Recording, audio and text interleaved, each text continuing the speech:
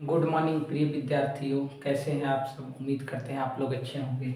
आज की क्लास में हम देखेंगे मुगल काल के कर, यानी मुगल साम्राज्य में मुगल काल में टैक्स जो है, कर जो है, कर मतलब टैक्स, जो इनकम टैक्स होता है, कर सरकार को देनी पड़ती है। 8 लाख से अधिक सालाना का वेतन हो तो टैक्स प्रारंभ हो जाता है। भारत के किसी नागरिक को देना पड़ता है अगर एक वर्ष में उन्होंने 8 लाख से अधिक अर्न कर लिया।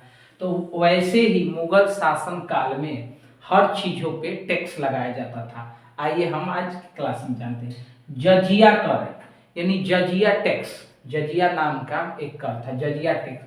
यह कर गैर मुसलमानों पे लगाया जाता था, जो उनकी आय का एक हिस्सा था। यानी मुसलमानों को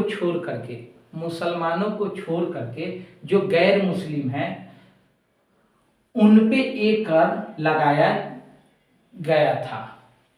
जितनी कमाई होती थी उस कमाई का एक हिस्सा इस जजिया कर में उस समय के शासनकाल के राजाओं को देना पड़ता था। तो यह जजिया कर केवल गैर मुसलमानों के लिए था, यह मुसलमानों पे नहीं लागू था। अगला देखेंगे जकात कर, जकात टैक्स। यह मुसलमानों पे भी लगाया गया था। जकात कर यह मुसलमानों पे लगाया गया था, जो उनकी आय का एक हिस्सा में से देना पड़ता था। अब आता है उक्स्र कर। यह कर कृषि उत्पादों पे लगाया गया था। किसानों द्वारा जो फसल पैदा होते थे, तो जो बिक्री होती थी उसमें से कुछ हिस्सा इस कर के माध्यम से मुगल काल में देना पड़ता था। अगला देखेंगे खराज। यह कर जमींदारों पर लगाया गया था, जो उनके जमीन का एक हिस्सा था, वो जमीन का एक हिस्सा था। वैसे ही चौथ, यह व्यापारियों पे लगाया गया था, जो व्यापार से उनको इनकम होती थी उसमें से उन्हें देनी पड़ती थी। रश शामी कर, यह कर भी व्यापारियों पे लगाया गया था। यानी चौथ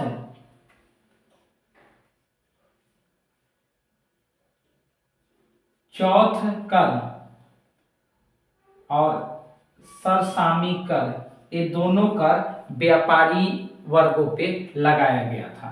चौथ कर और रश शामी कर, ये दोनों कर व्यापारियों पे लगाया गया था। अगला देखेंगे महसूल। यह कर जमींदारों पे लगाया गया था, जो उनके जमीन का एक हिस्सा था। यानी एक खराज, एक मिनट,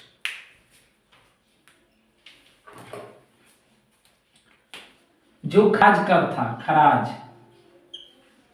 और महसूल, ये दोनों कर जमींदारों पे लगाया गया था। खराज और महसूल ये दोनों कर जमींदारों पे लगाया गया था। यानी जमीन से जो भी उपज होती थी उनको उसमें से कुछ पैसे देने पड़ते थे। अगला देखेंगे तंबाकू कर। यह कर तंबाकू उत्पादन की बिक्री पे लगाया गया था। यानी तंबाकू उत्पादन हुआ, उसकी जितनी बिक्री हुई उसमें से कुछ कर मुगल बादशाहों को उस काल में देना पड़ता था। तो हमने आज के लिए देखा आज की क्लास में हमने देखा मुगल काल के कर, कौन कौन से कर हैं, क्या क्या उनके नाम हैं और किन किन लोगों पे यह कर लगाया गया है। आज की क्लास के लिए इतना ही। जय हिंद, जय भारत प्रिय विद्यार्थियों।